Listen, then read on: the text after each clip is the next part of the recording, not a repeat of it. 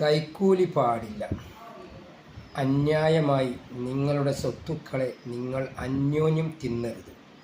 നിങ്ങൾ അറിയുന്നവരായിരിക്കെ കൊണ്ട് ജനങ്ങളുടെ സ്വത്തുക്കളിൽ ഒരു ഭാഗം കുറ്റകരമായി തിന്നുന്നതിനു വേണ്ടി നിങ്ങൾ ഭരണകർത്താക്കൾക്ക് കോഴ കൊടുക്കുകയും അരുത്.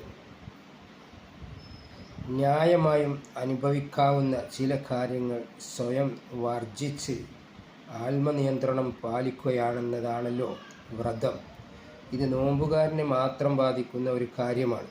എന്നാൽ നോമ്പുള്ളവരും ഇല്ലാത്തവരും ഒരുപോലെ ശ്രദ്ധിക്കേണ്ട ഒരു കാര്യമാണ് ഇവിടെ പ്രതിപാദിച്ചിരിക്കുന്നത്.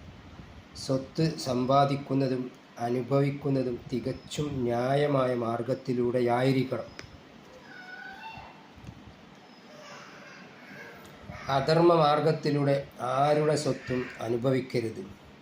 സാമ്പത്തികമായ ക്രമക്കേടുകൾ സമൂഹ ജീവിതത്തെ താറുമാറാക്കാൻ മാത്രമേ ഉതകുകയുള്ളൂ. മോഷണം, വഞ്ചന, പലിശ, കൈക്കൂലി, കരിഞ്ചന്ത, അളത്തത്തിലും തൂക്കത്തിലും കുറവ് വരുത്തുക, കച്ചവട സാധനങ്ങൾക്ക് ഇല്ലാത്ത യോഗ്യതകൾ പറഞ്ഞു കൂടുതൽ വില വാങ്ങുക, വ്യഭിചാരം, ചൂതുകളി തുടങ്ങിയ അന്യായമായ ഒട്ടേറെ ധനാമക മാർഗങ്ങളുണ്ട്. അവയെല്ലാം തന്നെ ഖുർആൻ ഇവിടെ ഒറ്റ വാക്കിൽ നിരോധിച്ചിരിക്കുന്നു. നബി സല്ലല്ലാഹു അലൈഹി വസല്ലം പറഞ്ഞു.